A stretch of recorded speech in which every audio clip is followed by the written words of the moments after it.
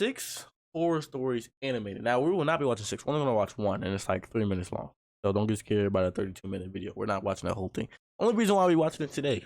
Not Halloween. I know we're close to this, bro. Everyone be trying to link and do all this shit, but you don't know what's gonna happen at the at their house. So this is just the inside of it. It'd be the scary one to not do no dumb We're shit. going back many, many years for this, but I grew up in Northern California in quite a poor rural area. Some of my best friends from elementary and middle school lived like 10 to 15 miles away, so on weekends, instead of just going over to visit for the day, we'd have sleepovers to save our parents driving these crazy round trips. Okay, that's fair. So I had this one friend called Star, whose parents were like old school hippies. Their house always smelled of patchouli. They were vegan before vegan was even really a thing, and aside from a few unusual recreational activities, they were basically just as good as being parents as any other couple. They were sweet, loving, and attentive, and I always had a ball whenever I went to sleepovers at their place, mainly because they'd let us stay outdoors in a tent at night, which was just such a huge adventure for a little group of preteen tomboys. Okay. Anyways, 2 girls. Okay. this one night we're staying in a tent in the backyard, but it was a backyard that extended to one side of the house. Where we're camped is in the view of the TV Beef jerky good. room window, so Star's mom and dad could keep an eye on us, but it also meant we could see the driveway from the flap of our tent. Smart. It was summertime, so it was still incredibly warm at night, so we ended up leaving the tent flat unzipped to let some cool air in. It obviously wasn't opened all the way, 'cause bugs, but we can still see outside the tent. Then, in the middle of the night, Star shakes me awake and whispers, "There's someone in the driveway." I'm thinking it might have been her big brother, who was a few years older than us and was attending college. But when I suggested that, she said, "No, there's a bunch of people, look." I start getting real anxious hearing that, so I quietly creep up to the tent flap to peek out, and that's when I saw that Star was exactly right. In the little bit of moonlight that we had, I literally lost count of the number of people I saw creeping up her driveway. That's scary as shit.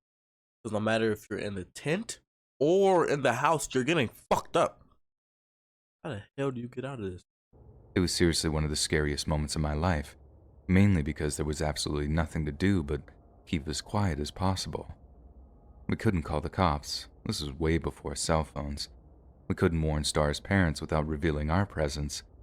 We were just powerless, forced to watch people who obviously didn't have good intentions slowly approaching Star's house. I think in the end, Star just broke, and in a move you could either call real brave or real stupid, she just ran out of the tent shouting, "Get away from my house," and then, "Mom, Dad, call the cops." As soon as she starts screaming, a bunch of flashlights burst into life, obviously held by the guy sneaking up the driveway. And oh my God, there were so many of them. At first glance in the darkness, it looked no more than about 5 or 6 people, but when they all turned their flashlights on, it was clear the number was more like 15 or 20. I just hear, "Sheriff's Department, show me your hands." And that was incredibly confusing because we were all about calling the cops to get help, but the cops were already here? Oh.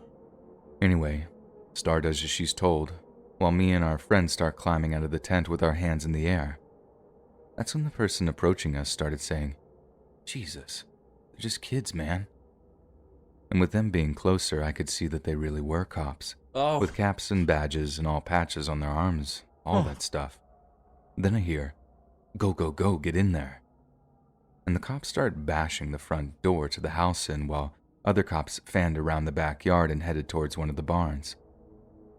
We were scared, obviously, but we're so focused on just staying down and watching that we're not really freaking out too bad. But when the cops started dragging Star's mom and dad out of the house and arresting them, she had to be restrained by the cop that was guarding us. After that, the cops drove me and our friend back to our respective homes. Then, I don't know what they did with Star. I think they took her to her grandma's or her aunt's or whatever.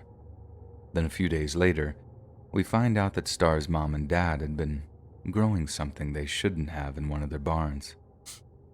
I get that it was illegal and stuff, but The aftermath was just so sad. Star had to go live with her relatives because her parents were sent off to prison for a few years. It was messed up. Fuck. I thought I was gonna be crazy. That's scary. What if they wasn't fucking cops? They wasn't fucking cops. Are you listening? What if they wasn't fucking cops? And I get that the cops were just doing their job and stuff, but it was definitely one of the scariest times of my life.